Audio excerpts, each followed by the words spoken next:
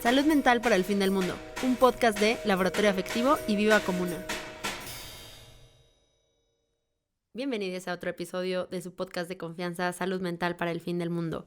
Hoy vamos a hablar de un tema que a mí me apasiona muchísimo y me apasiona tanto que ni siquiera dije mi nombre, pero soy Mayne Cortés, fundadora del Laboratorio Afectivo, psicóloga y host de este bello podcast en el que nos estarán acompañando y voy a estar hablándoles de que no hay personas malas.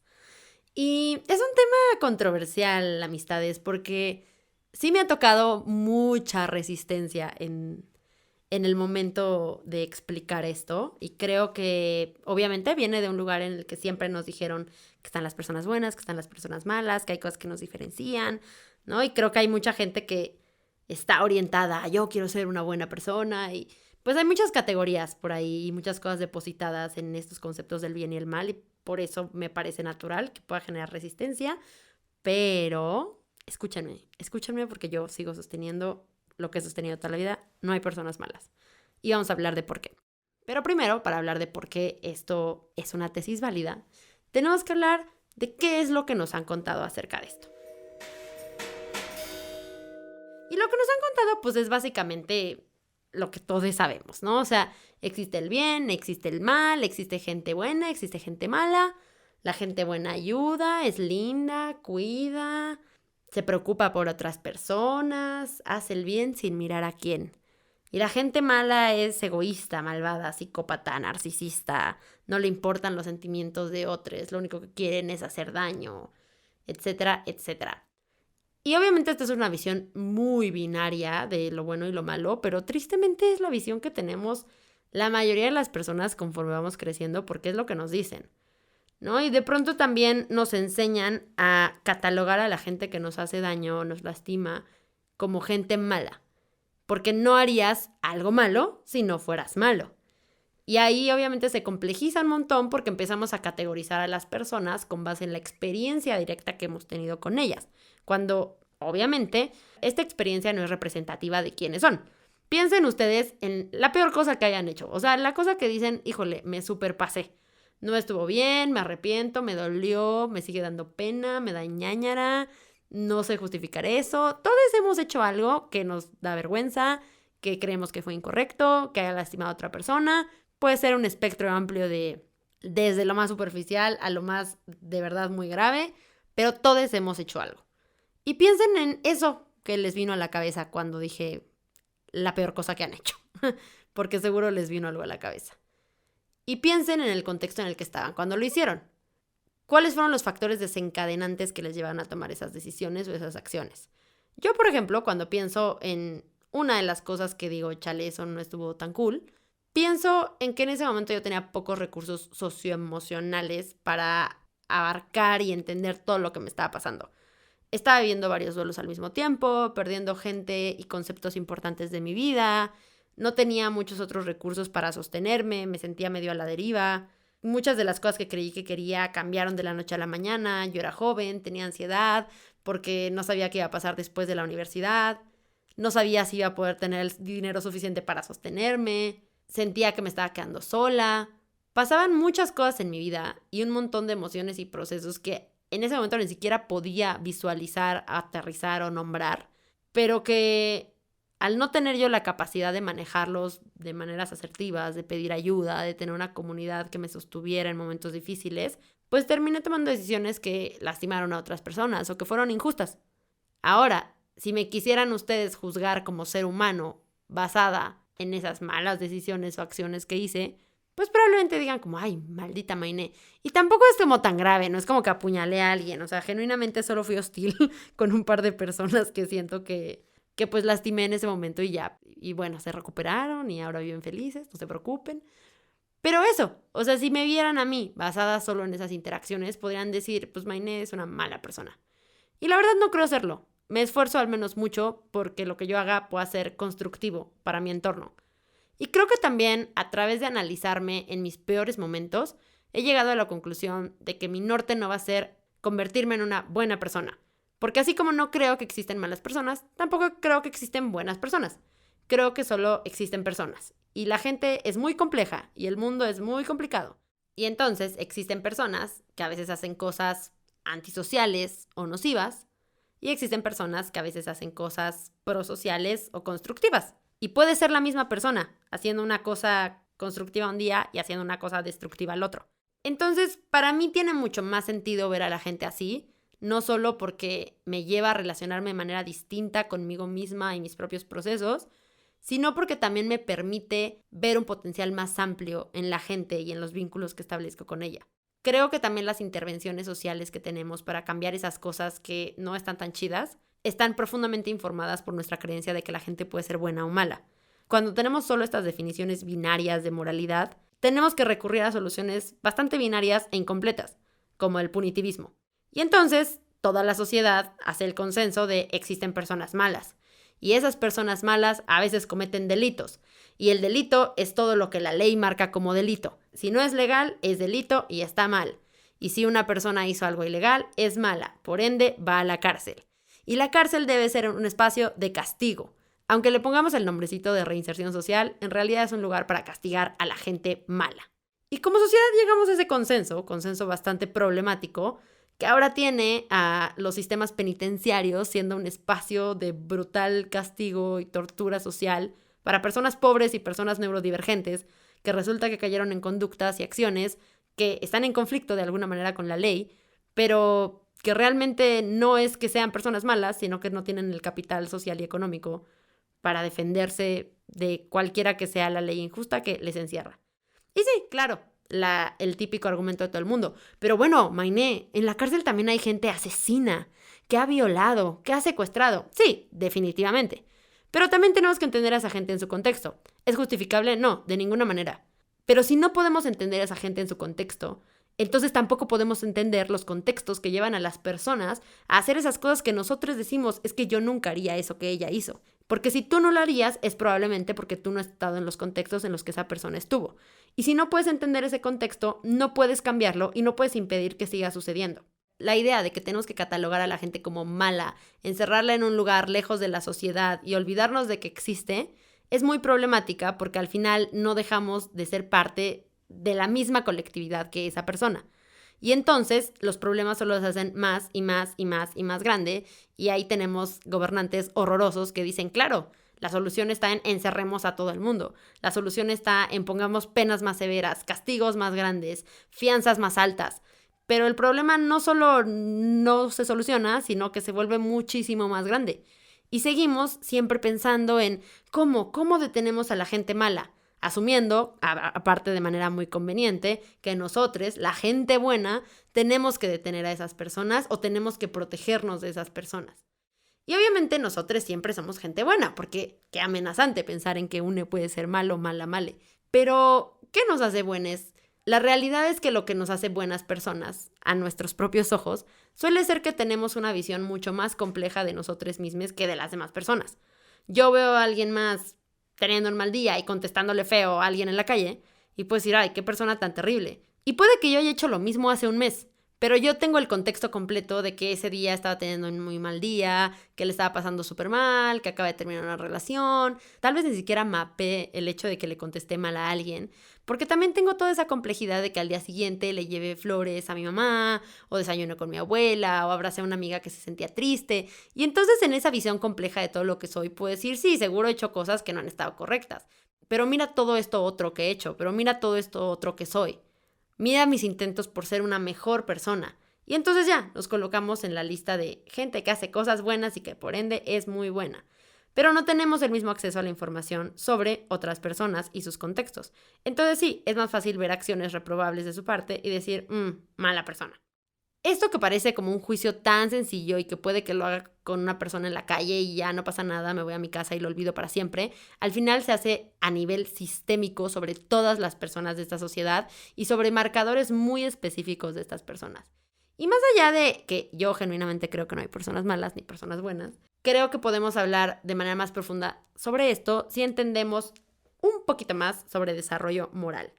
Y para eso vamos a hablar de un señorcito que se llama Lawrence Kohlberg. Y Lawrence Kohlberg fue un psicólogo estadounidense que básicamente dedicó todo su trabajo a estudiar el desarrollo del juicio moral, sobre todo en la infancia. Y entonces, ha sido su trabajo muy importante porque nos ha permitido entender un poquito más o aterrizar un poco más sobre cuál es el proceso infantil para entender, asimilar la moral y conforme crecemos ir reproduciendo ese sistema. Y Lawrence Kohlberg habla de que hay 3 niveles de desarrollo moral y que a su vez cada nivel se subdivide en 2 etapas. En el primer nivel se llama el nivel preconvencional, que se da hasta los 9 años aproximadamente. Obviamente esto varía dependiendo de infancias, de culturas, etc. Pero en la teoría de Lawrence Kohlberg, él dice se da hasta los 9 años más o menos. Este nivel 1 preconvencional se subdivide en etapa 1 y etapa 2. La etapa 1 es la orientación hacia el castigo y la obediencia y la 2 la orientación hacia el individualismo y el intercambio. La etapa 1 es la orientación hacia el castigo y la obediencia. Y en esta etapa, la niña asume que existe una autoridad superior, que es quien impone un sistema de normas que se debe obedecer sin cuestionar. Y entonces, el infante busca la satisfacción de sus necesidades evitando el castigo. Entonces, básicamente en esta etapa es cuando las niñas están muy pequeñitas y que entienden que esa autoridad superior, que siempre está en lo correcto y que deben obedecer sin importar qué, porque lo que salga de su boca es verdad, son principalmente sus cuidadores, normalmente papá, mamá, pero obviamente se puede expandir a quienes sean les adultos que le cuiden. Y es una orientación y una etapa bastante básica en cuanto a moralidad, porque realmente no hay mayor debate en cuanto a lo correcto o lo incorrecto, solo si la autoridad superior lo dice, es válido y punto. Tengo que seguir lo que la autoridad me dice porque si no hay un castigo o algún tipo de represalia. Puede ser regaño, me quitan mi juguete, gritan, lo que sea, ¿no? Es la primera etapa del desarrollo moral y por eso es tan básica. Recuerden que esto digamos que está entre los 0 y los 9 años. Entonces, digamos que esto es la primera infancia, probablemente como de los 0 a los 5. Y la etapa 2 de este nivel 1 es la orientación hacia el individualismo y el intercambio. Y en esta segunda etapa, la niña puede reconocer que no necesariamente hay un punto de vista correcto, que está el que transmite la autoridad, pero también hay otros puntos de vista, y entonces se empieza a asumir la idea de que puede haber un choque de intereses, lo que le llamamos dilema moral. El dilema moral no existía en la etapa anterior porque pues lo que decía la autoridad era lo que había que hacer, era lo que era correcto y punto. Acá de repente se integra la idea de, pero ¿qué tal si existe esto que me dice la autoridad, pero existe esto que contradice lo que dice la autoridad? Ahí tengo que tomar yo una decisión, ¿no? Se vuelve más complejo. Y entonces, esta es una etapa en la que aunque se complejiza un poco el entendimiento moral, la niña opta de todos modos por un individualismo egocéntrico. ¿Esto qué quiere decir? Que cada niña defiende lo suyo y obra en consecuencia. Entonces, si se llega a un acuerdo entre las partes que no coincide, pues se debe respetar por un tema como un poco de intercambio de favores y por salvar la paz que esto conlleva. Un poco como, mira, acepto esto y no te hago drama y tú aceptas lo mío y no me haces drama y ya. Entonces, más allá de tener como un apego a valores y pero esto es correcto, pero esto es incorrecto, se entiende que hay diferencias y que se puede llegar a este consenso de, hey, vivamos con las diferencias y cada quien su golpe y vámonos para allá. Y todavía no hay una búsqueda por una moral más compleja, sigue la búsqueda por la preservación y la seguridad propia. Recuerden, acá pues ya la niña llegaría como a los 9 años. Y a esa edad más o menos pasan al segundo nivel, que se da pues desde los 10 años hasta la adolescencia, que obviamente depende porque la adolescencia empieza distinto para cada quien, pero bueno, adolescencia. Este segundo nivel se llama el nivel convencional y obviamente tiene también otras 2 etapas, la etapa 3 y la etapa 4. La etapa 3 es de las buenas relaciones interpersonales y aquí la niña ya empieza a entender la moral como algo más que favores y tratos establecidos entre personas y empieza a entender también expectativas morales de los grupos sociales. Entonces empieza a entender, ok, yo que vivo en un contexto mexicano tradicional católico, se espera de mí que vaya a misa, que vaya a mis clases de catecismo, que comparta mis juguetes. Ya entiende la moral a partir de lo que su contexto espera de ella. Debe comportarse bien, mostrar empatía, amor, confianza, etcétera, etcétera. En esta etapa, lo que está bien o lo que está mal lo determina de acuerdo a qué tanto encaja eso dentro de los valores de su comunidad. ¿Ok? Entonces, se complejiza un nivel más, pero seguimos muy atados a lo que ocurre en mi contexto es lo válido. Y luego está la etapa 4, que es el mantenimiento del orden social. Y a diferencia de la anterior, que funciona mejor en una comunidad más cerrada, en esta etapa la persona se preocupa más por la sociedad como un todo Entonces ya empiezan a salir un poco de su visión comunitaria micro para decir como, bueno, sí, esta es mi comunidad, estas son sus reglas, pero ¿qué pasa con todo lo que está fuera de esa comunidad? Y el interés aquí empieza a demostrarse por entender las leyes de formato más amplio, no solo las normas personales. Respetar la autoridad ya no solo como papá, mamá, sino como estas figuras de autoridad que nos dicen que son autoritarias, como policía, gobierno, maestras, directores, etcétera, etcétera.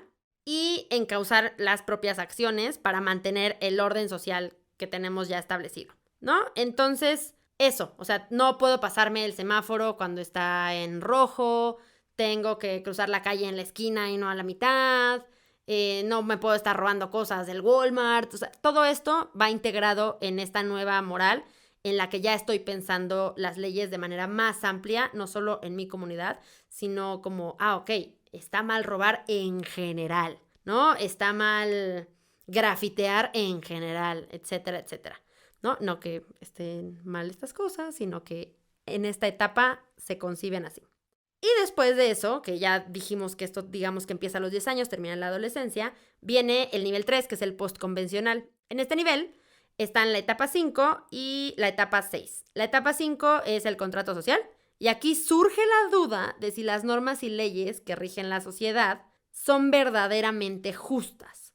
Entonces acá ya no estamos diciendo, ok, si está en la Constitución, si está en el reglamento, así es.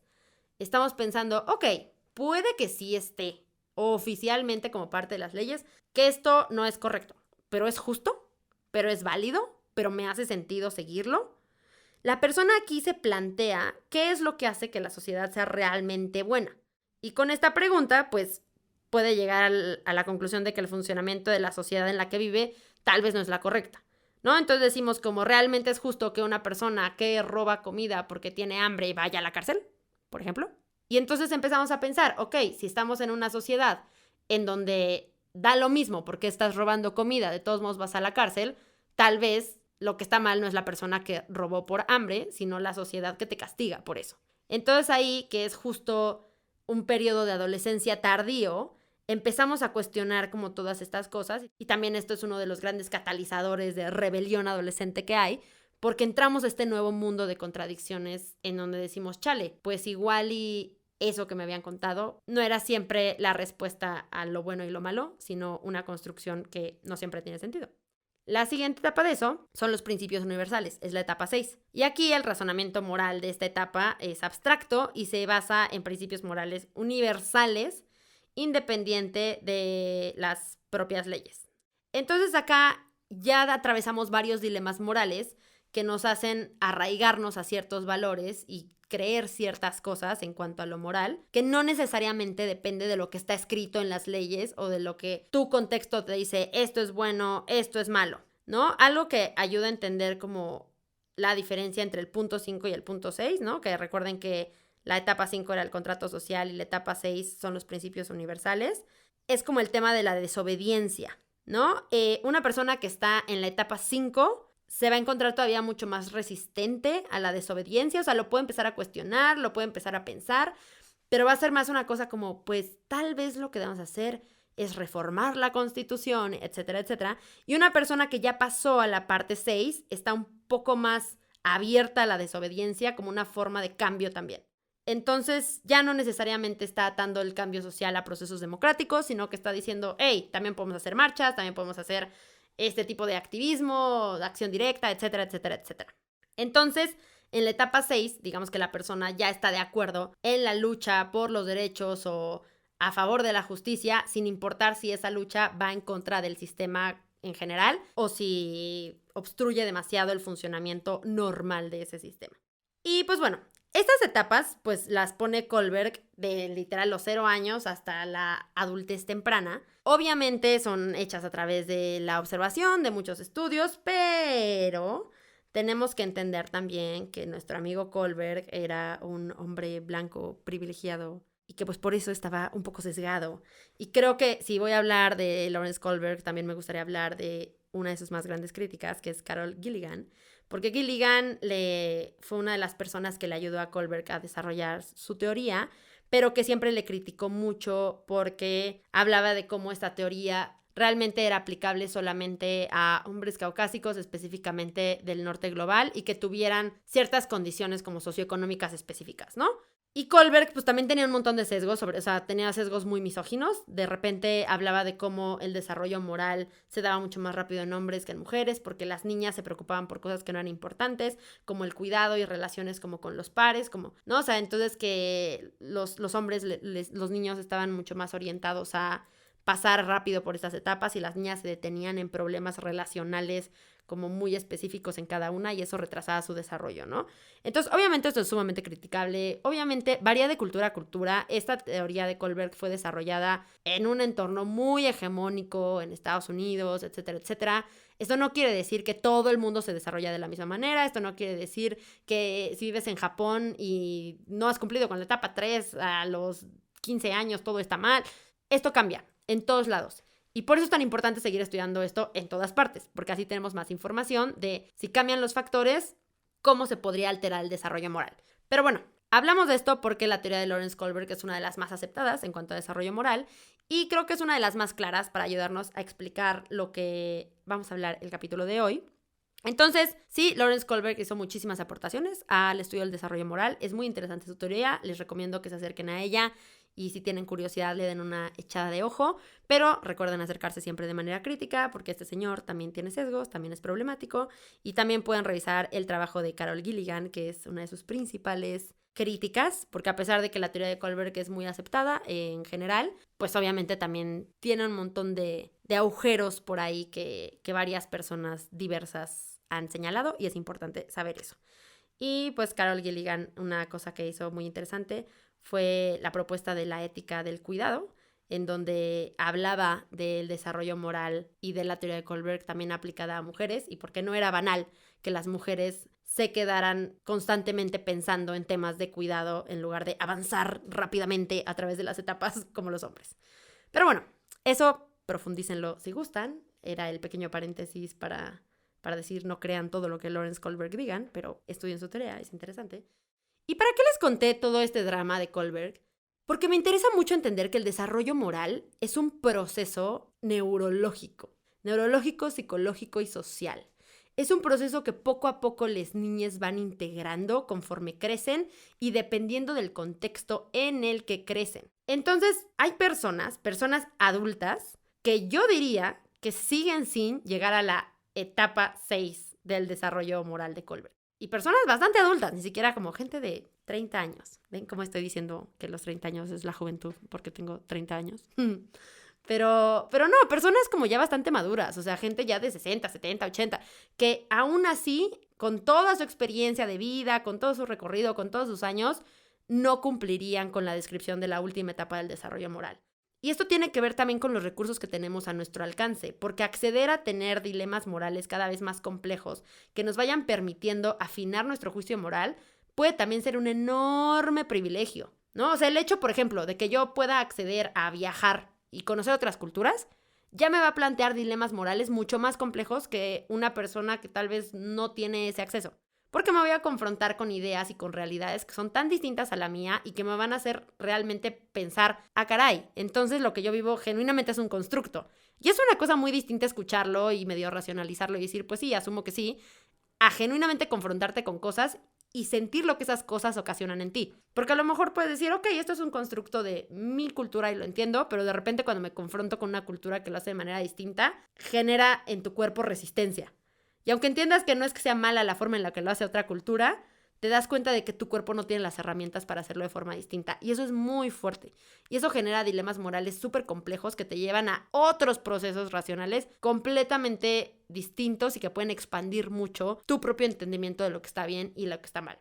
Entonces, creo que también por eso es súper importante empezar a plantearle a las infancias desde muy pequeñas la complejidad como de lo moral y de entender qué es lo bueno y qué es lo malo. Obviamente no nos vamos a poner a enseñarle a las niñas fundamentos de filosofía moral compleja, etcétera, etcétera, pero sí podemos hacer un montón de acercamientos que estén acorde a su propio desarrollo y que en cada etapa les vayan a acompañar para nutrir justo este proceso cognitivo de entender el mundo y de formar las categorías de bien y mal.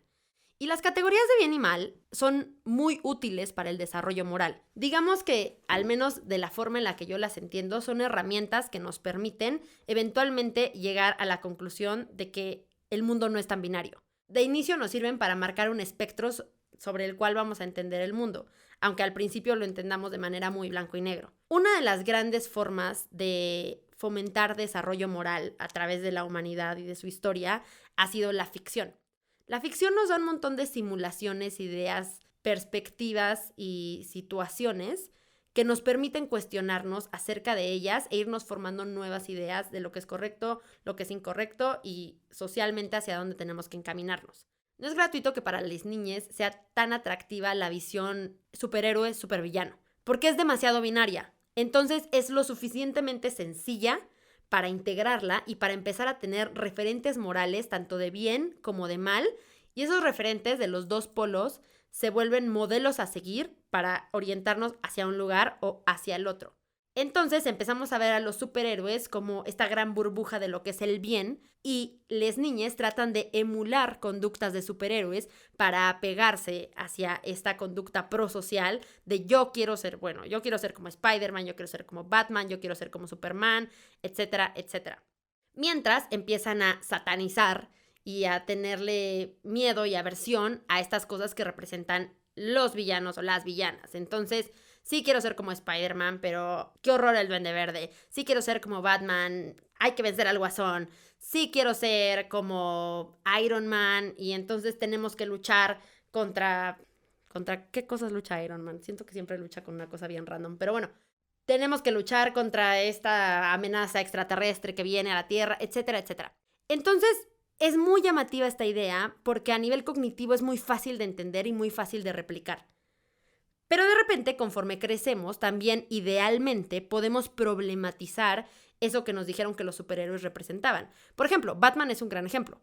Cuando eres pequeña y te ponen esta figura de Batman, es wow, este gran justiciero que usa sus recursos para ayudar a la gente de Ciudad Gótica y que manda a los villanos al hospital psiquiátrico.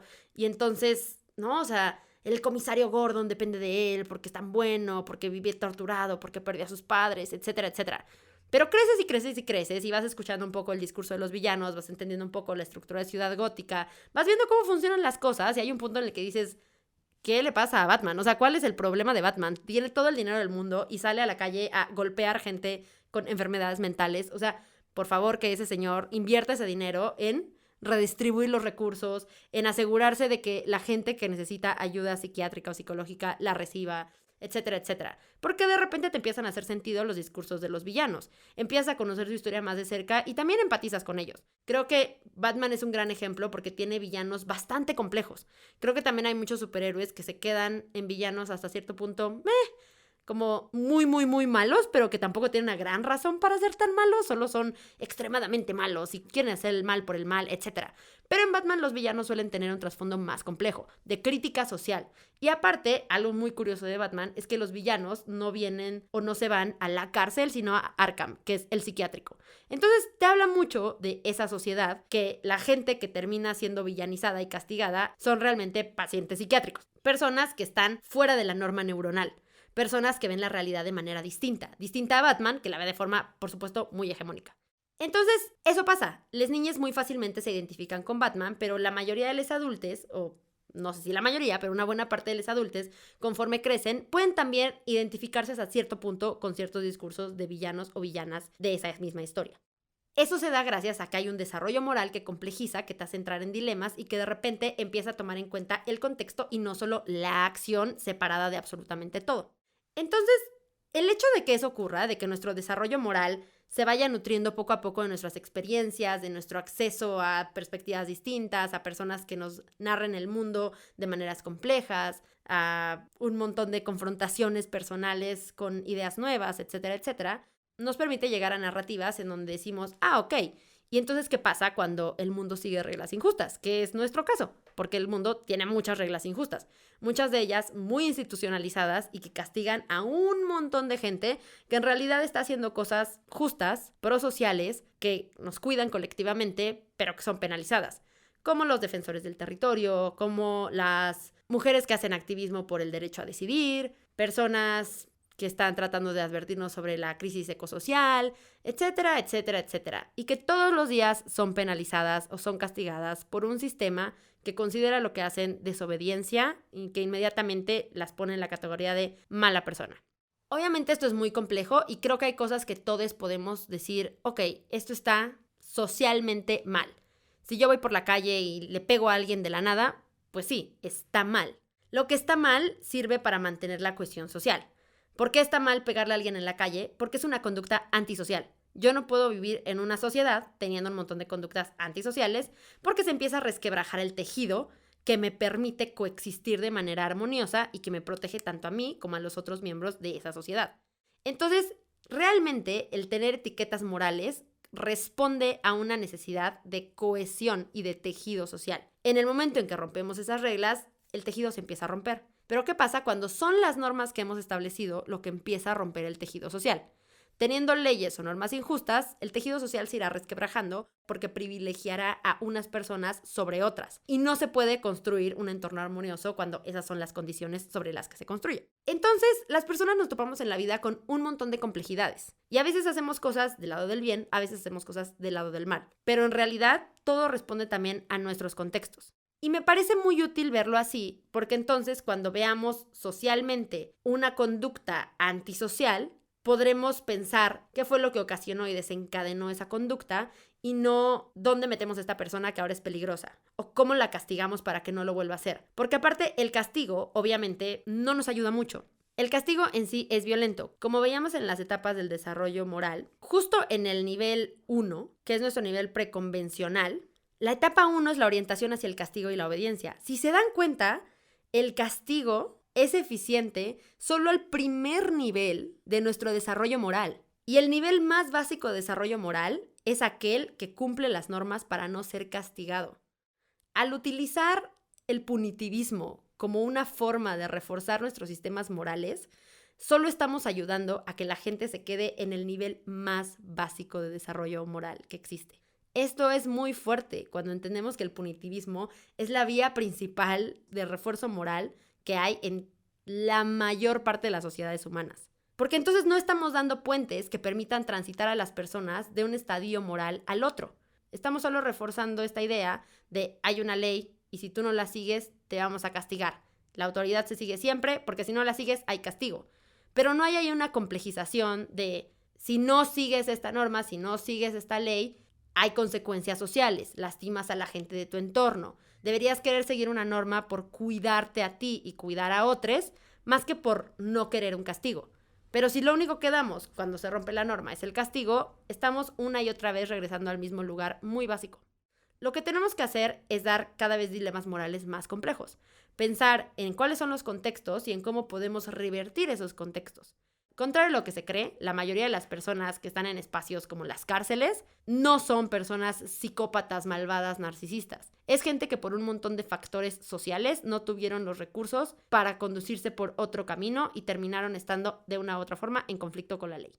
Pero si tú te metes, yo me he metido a las cárceles, he estado en esos espacios, en realidad todas las historias, más que historia de gente mala, son historias súper desoladoras de personas que fueron abandonadas por un sistema que luego las castigó por no poder formar parte de él.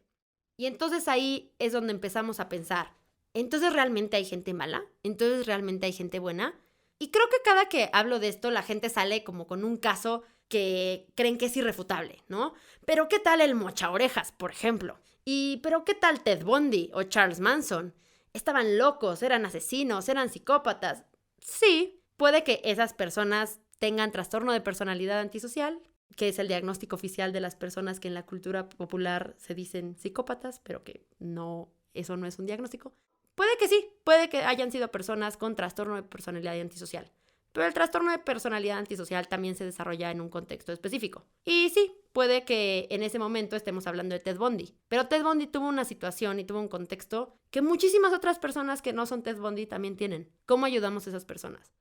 ¿Cómo ayudamos a esas personas a través del conocimiento que tenemos hoy de todo lo que pasó Ted Bundy a través de su desarrollo? De todo lo que le pasó a Charles Manson, de todo lo que le pasó al Mocha Orejas, de todo lo que le pasó a la Mataviejitas, de todo lo que le pasó a esas personas que sí son célebres por haber hecho actos atroces y crueles, pero que aún así estaban ligados a un contexto social que no ayudó definitivamente a integrarles de manera prosocial en su contexto.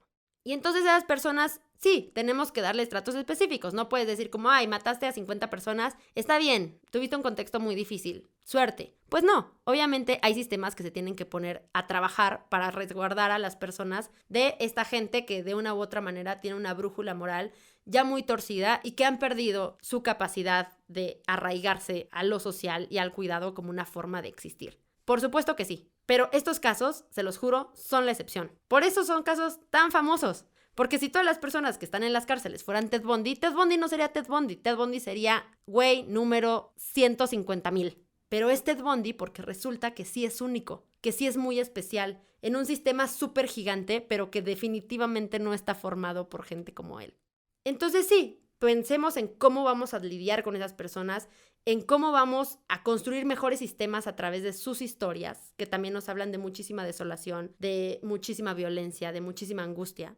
Pero pensemos que al final, la mayor parte de la gente que está en conflicto con lo que es bueno, no es Ted Bundy y no es una persona con trastorno de personalidad antisocial. En el momento en el que podemos entender a la gente desde un espectro moral mucho más complejo y en el que entendemos que nuestro desarrollo moral debe ir más allá del binarismo, porque eso implica albergar la contradicción y poder llegar al último nivel, que es la capacidad de desobediencia, es en donde podemos de verdad empezar a hacer cambios. Y empezar a cuestionarnos por qué estamos en un sistema que nos clasifica de maneras tan simplistas cuando somos tan complejos. Porque todos albergamos en nosotros mismos la posibilidad de la infinita crueldad o la infinita bondad. Y es nuestro contexto y es nuestro desarrollo y son nuestras herramientas lo que nos permite tomar un camino o tomar el otro. O ir de uno al otro, porque eso también es posible. Tampoco la crueldad es destino. Y haberla ejercido una vez no quiere decir que ahora para siempre tendremos que ejercerla. Cuando pensamos en otras posibilidades, también abrimos puertas para otras personas, para que entiendan que toda la crueldad que hayan podido ejercer antes no las define.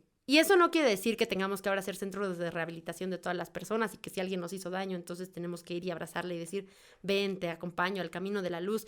Porque aquí es donde las cosas se vuelven complejas. Por supuesto que tiene una función importante el hecho de poder decir, ay, mi maldito exnovio fue un narcisista y es incapaz de amar y de empatizar y de ser responsable, para no tener que preguntarnos también por realmente quién era esa persona en toda su complejidad. Y creo que a mí me pasó alguna vez como con una persona que yo quise mucho, que me hizo mucho daño y que por un buen rato tuve esta narrativa de qué horrible persona es lo peor y ojalá le vaya mal. Y de repente me empecé a confrontar con todo lo que sabía de esta persona. Y me acuerdo que me ocurrió cuando estaba con mi pareja, ¿no? O sea, ya hablando de todo lo compleja que fue esta relación con la otra persona. Y mi pareja me preguntó, bueno, pero cuéntame algo que te haya gustado de esa persona. O sea, cuando tenías un vínculo cercano con ella, cuéntame qué viste en ella. ¿Por qué le querías tanto? Y empecé a hablar de esa persona y empecé a decir como, bueno, pues era súper generosa, era una persona súper brillante, pero de manera absolutamente empática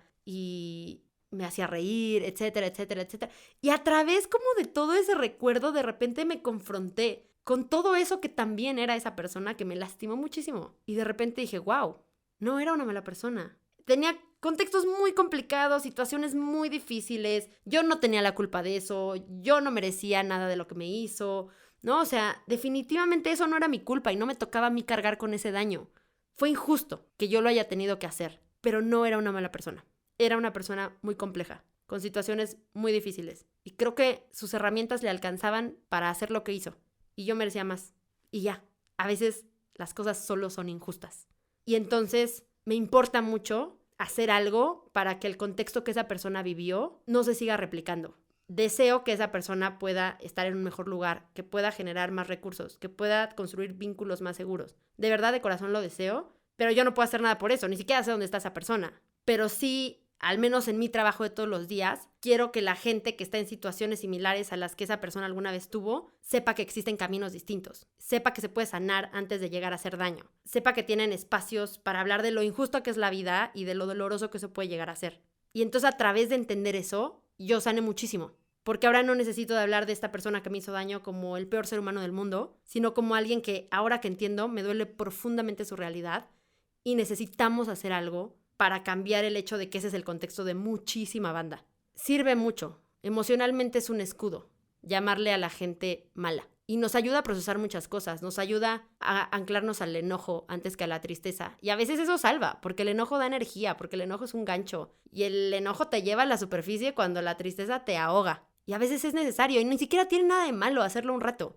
Está bien, si queremos de repente decir como, ay, esta maldita persona desgraciada, la odio. Está bien. Tampoco eso nos hace malas personas, porque también nos han venido la idea de una mala persona desea el mal. O sea, no, somos gente compleja. Está bien si le quieres mentar la madre de tu exnovio. Pero ¿qué viene después de eso? ¿Cómo podemos usar ese dolor?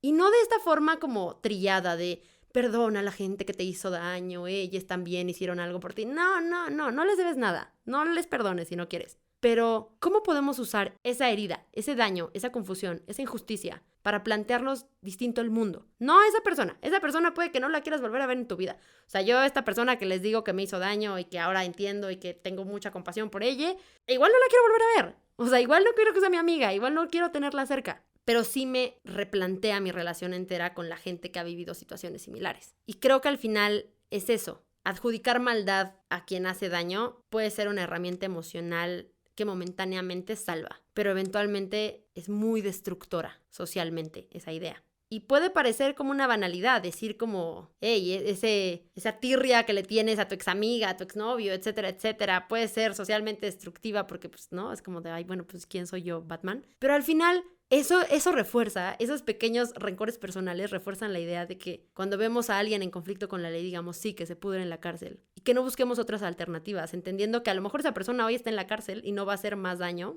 entre comillas, pero hay muchas personas en la misma situación, en la misma vulnerabilidad, y que si no ayudamos, también van a terminar haciendo daño.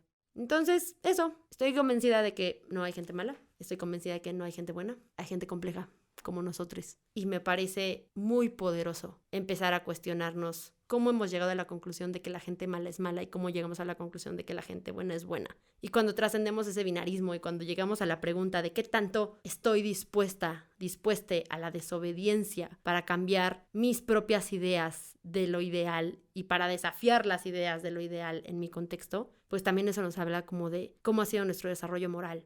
Y eso no quiere decir que si no estoy dispuesta a la desobediencia civil absoluta, entonces ya estoy subdesarrollada. No, tampoco quiero decir eso. Pero sí me habla de que tal vez tengo que complejizar un poco más las cosas. Tengo que confrontarme un poco más con lo que he creído y con el proceso que he seguido para creer en eso.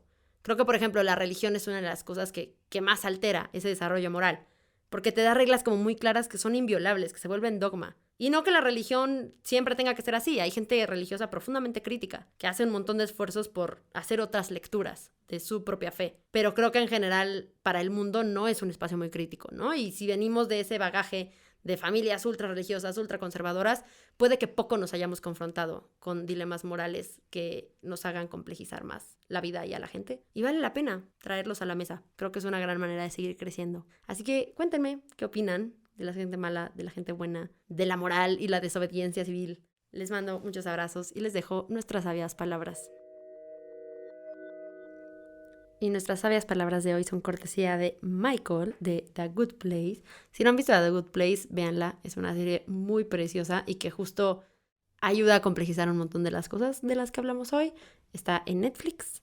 Y bueno, Michael dice: la cuestión es que las personas mejoran cuando reciben amor y apoyo externos. ¿Cómo podemos reprocharles que no lo reciban?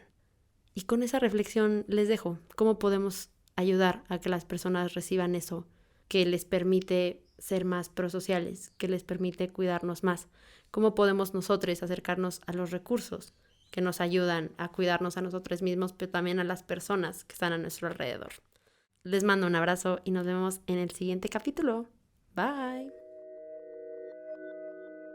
Si quieren saber más de todo lo que hacemos en Laboratorio Afectivo, síganos en redes. En Instagram estamos como @laboratorio_afectivo y en todos los demás lugares como Laboratorio Afectivo.